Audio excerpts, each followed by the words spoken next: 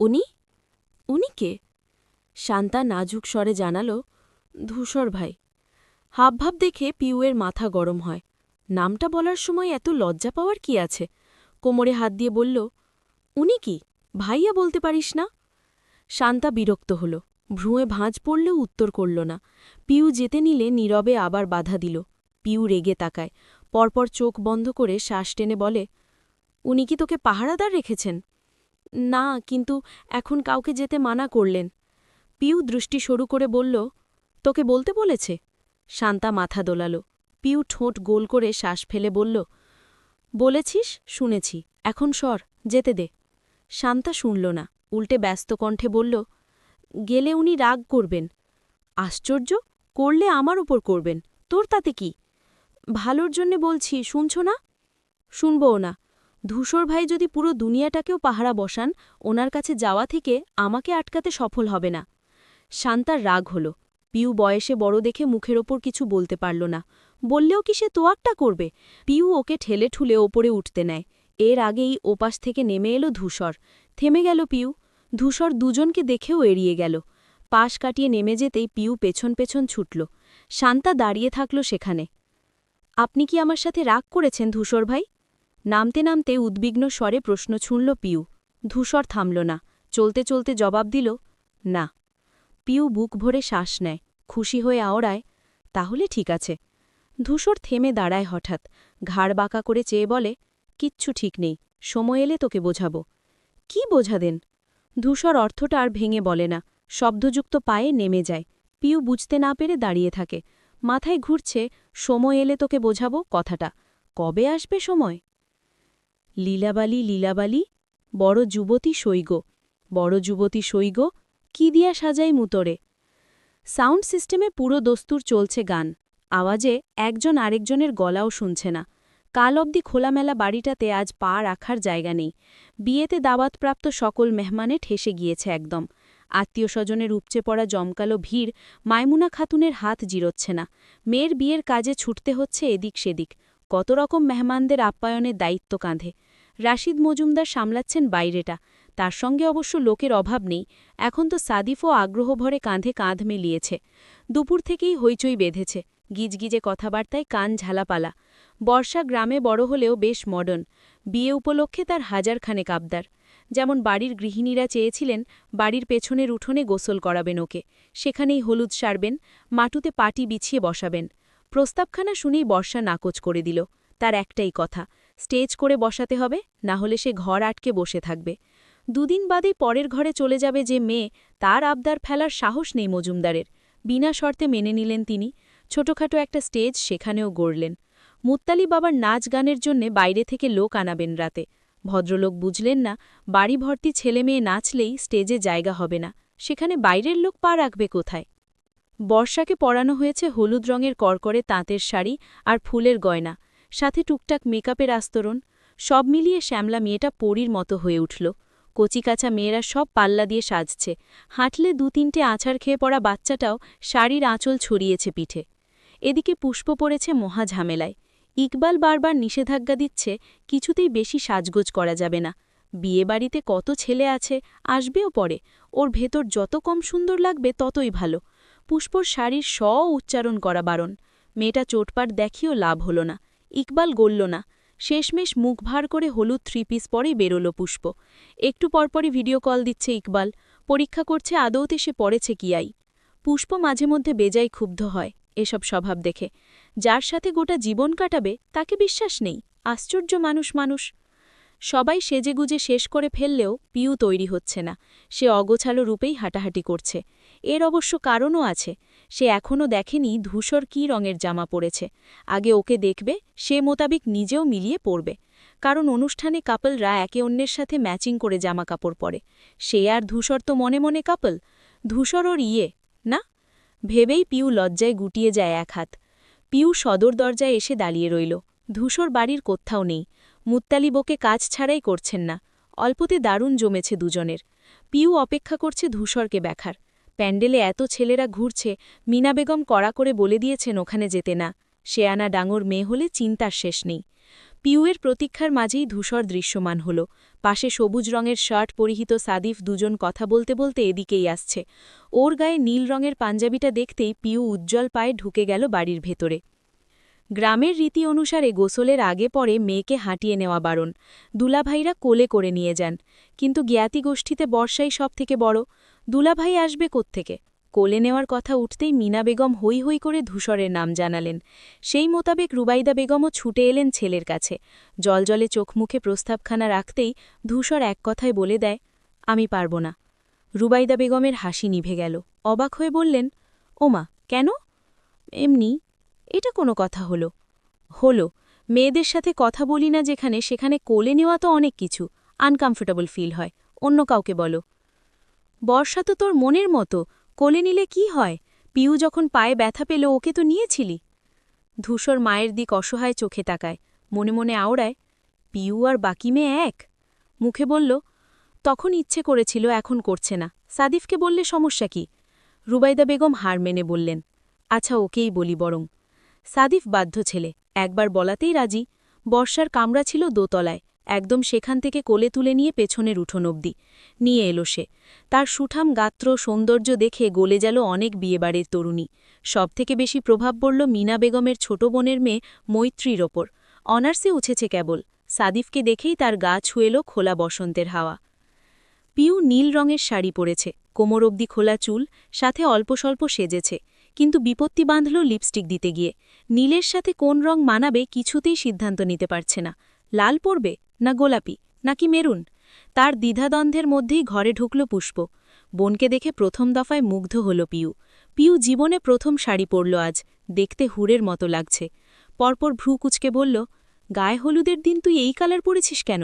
হলুদ পরতে হয় জানিস না? পিউ ঘুরে দাঁড়াল না, আয়নার দিক চেয়ে থেকে বলল, ইচ্ছে হয়েছে তাই। পুষ্প মৃদু হাসল, দুপা ফেলে এগিয়ে গেল। পেছন থেকে বোনের গলা জড়িয়ে বলল, রাগ করেছিস? পিউ ভেংচি কেটে বলল, রাগ করব কেন? আমি কে? মানুষ ইচ্ছে করলেই আমাকে বকবে, মারবে, ধমকাবে, তাতে কি? আমি তো সরকারি। ওলে আমাল বাবুতা, তুই তো আমার সব থেকে আদরের। তখন একটু ধমকে দিলাম বলে এতদিনের ভালোবাসা ভুলে যাবি? পিউ এতক্ষণে ঘুরে দাঁড়ায়, আহ্লাদি স্বরে বলে, আর বকবি আমায়? না না, মাথা খারাপ? পিউ হাসল, ঝকঝকে দাঁত উন্মুক্ত হল। পুষ্প অভিভূতের ন্যায় আওড়াল, তোকে যে কি সুন্দর লাগছে রে। Piu, thank you. আচ্ছা আপু, কোন লিপস্টিকটা পরব? মেরুন পর, ভালো লাগবে। আচ্ছা। পিউ ঘুরে আবার আয়নার পানে তাকায়। পুষ্প ঘর থেকে বেরোতে বেরোতে বলল, তাড়াতাড়ি আসিস। আসছি আসছি। পিউ একা একা শাড়ি পরেছে, অত গোছালো না হলেও হয়েছে কোনো রকম, কিন্তু কুঁচি উল্টে যাচ্ছে বারবার। এই নিয়ে মুসিবতে পড়েছে ভীষণ। সব ঠিকঠাক করতে করতে বাড়ি শূন্য। সে একবার জানলায় গিয়ে উঁকি দিল, উঠোন ভর্তি মানুষ, গায়ে হলুদ শুরু হয়েছে। অত মানুষের মধ্যে ধূসরকে ঠিকই দেখতে পায়।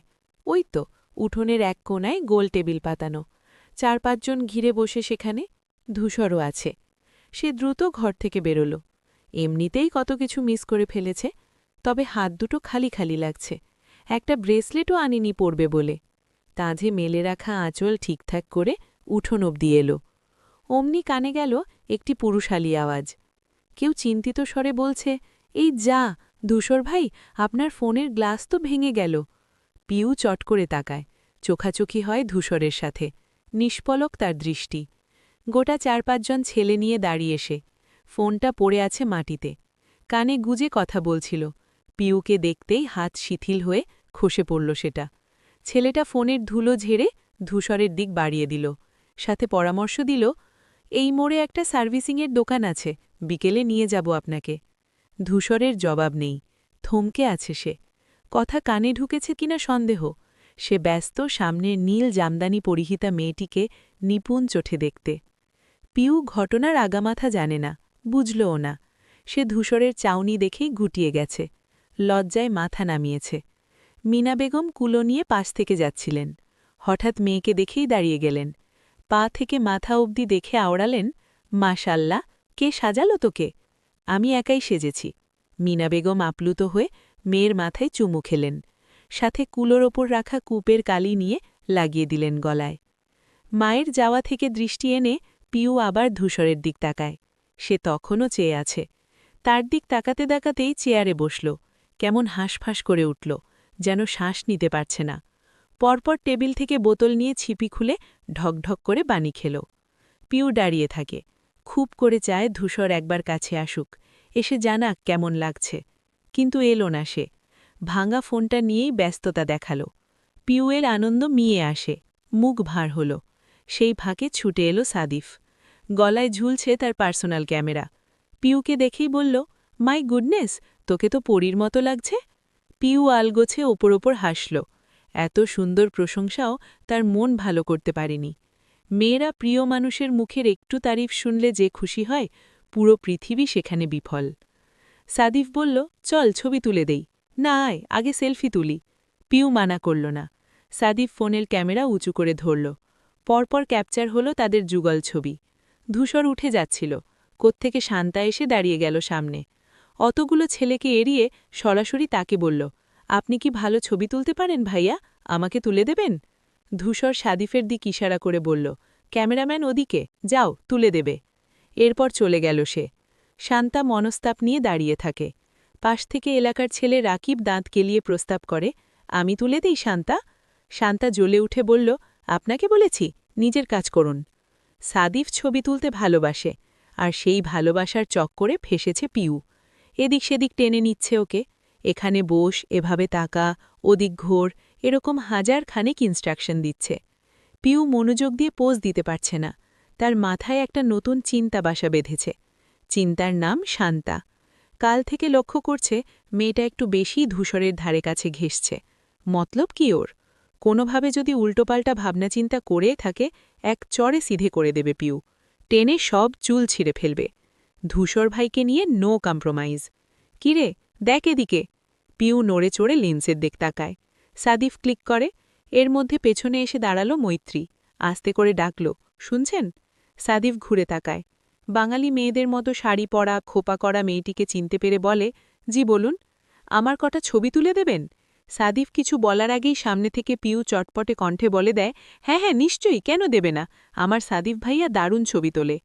সাদিফের বলার কিছু রইল না। মৈত্রী হেসে বলল, থ্যাংক ইউ, আসলে বিয়েবাড়িতে সবাই ব্যস্ত, ফটোগ্রাফার বর্ষার ছবি তুলছে তো, তাই আমি আপনাকে বলছিলাম। এবারেও পিউ জবাব দেয়, আরে কোনো সমস্যা নেই, তাই না ভাইয়া? সাদিফ চোখাচোখি চেয়ে ভ্রুঁ কুচকায়। পিউয়ের লাফালাফিটা অহেতুক ঠেকল। মেয়েটাকে দেখেছে আজ সকালে, পরিচিতও হয়নি, এখন কিনা ছবি তুলতে হবে। সে মুখের ওপর মানা করতে পারে না। পিউ যেখানে দাঁড়িয়েছিল সেই দিকটা দেখিয়ে বলল, ওখানে গিয়ে দাঁড়ান, ছবি ওদিকটায় ভালো আসে। মৈত্রী উচ্ছল পায়ে এগিয়ে যায়। পিউ সুযোগ পেয়ে সরে আসে। স্টেজের দিক না গিয়ে ধূসরকে খুঁজতে থাকে। চিরুনি তল্লাশি করেও পায় না। শেষে সুপ্তিকে দেখে জিজ্ঞেস করল, ধূসর ভাইকে দেখেছিস? হ্যাঁ, বাড়ির ভেতর গেল তো। পিউ চিন্তায় পড়ে যায়। অনুষ্ঠান রেখে ভেতরে গেল কেন? শরীর টরীর খারাপ নাকি? উদ্ভট ভাবনা মনে নিয়ে শাড়ির কুচি আগলে ছুটল। ধূসর আর সাদিফকে একটা ঘরে থাকতে দেওয়া হয়েছে। যেহেতু বিয়েবাড়ি, সংখ্যাতীত মানুষজন, এক একজনকে একটা রুম দেওয়া তো সম্ভব নয়। ওদের কামরা পড়েছে ৩ তলায়। পিউ ত্রস্ত সিঁড়ি বেয়ে উঠল। বাড়িতে আপাতত কেউ নেই, সবাই ওখানে। পিউ একদম গিয়ে কামরার সামনে বাড়াল। দরজা ভেজানো। পিউ টোকা দিয়ে ডাকল, ধূসর ভাই শুনছেন? সাড়া এলো না। সে আবার ডাকল, শুনছেন, আপনি কি আছেন ভেতরে? জবাব এবারেও আসে না। পিউ দরজা ঠেলে দেয়। ঘরটা দিনের বেলাতেও অন্ধকার, জানলা বন্ধ, পর্দা ঝুলছে। পিউ দরজা আলেকটু ঠেলতেই একটা হাত শক্ত করে তার হাত ধরল। পিলে চমকে উঠল তার। রীতিমতো হাতটা জোর খাটিয়ে টেনে তাকে ঢুকিয়ে নিল ভিতরে। পরপর ঠেসে ধরল দেওয়ালে। দরজা লাগালো শব্দ করে। পিউয়ের গলা শুকিয়ে যায়। সে নিশ্চিত এটা অন্য কেউ। ধূসর জীবনেও এরকম আচরণ করেনি, করবেও না। সমস্ত শরীর ভয়ে থরথর করে কেঁপে ওঠে। কম্পিত কণ্ঠে শুধায়, কে কে আপনি? আগন্তুক নিরুত্তর। উল্টি ঘেঁষে এলো কাছে। গা থেকে ছুটে এলো কড়া পারফিউমের গন্ধ। উষ্ণ শ্বাস তেড়ে এসে পড়ল মুখমণ্ডলে। পিউ বিভ্রান্ত হয়ে পড়ল। অবয়ব ছাড়া কিচ্ছু বুঝতে না পেরে দ্বিধাদ্বন্দ্বে ভুগল। চেনা সুভাষে অপরিচিত আচরণ ভ্রান্ত করল মস্তক। সে চটজলদি ফোনের সাইড বাটন চেপে আলো ধরতে গেল। ওই হাতটাও আটকে দিল আগন্তুক। পিউ এবার নেতিয়ে গেল শঙ্কায়। এ কিছুতেই ধূসর হবে না, কোনো বখাটের পাল্লায় পড়েছে নির্ঘাত। গলা ফাটিয়ে চিৎকার করবে ভাবল, এর আগেই সুইচ টেপার আওয়াজ হয়। কক্ষে জ্বলে ওঠে চকচকে আলো। সে আলোয় স্পষ্ট হয় ধূসর। পিউ কিংকর্তব্য বিমূঢ়, হতবিভল।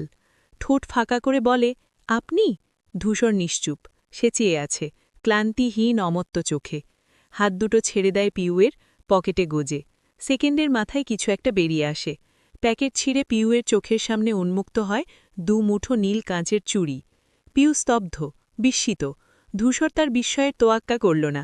মুখ ফুটে একটা কথাও বলল না। চুপচাপ ওর হাত তুলে উঁচুতে ধরল। মুঠো ভর্তি চুড়ি 5 আঙুলে ভরে কবজিতে রাখল।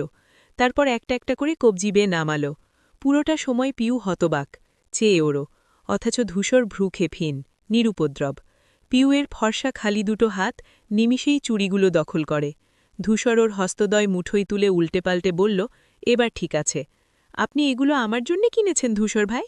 পিউয়ের অবিশ্বাস্য কণ্ঠ। ধূসর বলল, না, রাস্তায় পড়েছিল, ভাবলাম ফেলে দেব, তাই নিয়ে এসছি। পিউ চোখ নামিয়ে মুচকি হাসল, জানালো, আমার খুব পছন্দ হয়েছে। বলতে বলতে তাকাতেই দেখল ধূসর তার আপাদম স্তব্ধ দেখছে, দৃষ্টিতে মুগ্ধতা। শাড়ি পরা পিউকে প্রথম দেখল কি না? এক পর্যায়ে ভ্রু কুচকায়, জিজ্ঞেস করে, কুচির এই হাল কেন? ধূসরের চোখ অনুসরণ করে তাকায় পিউ।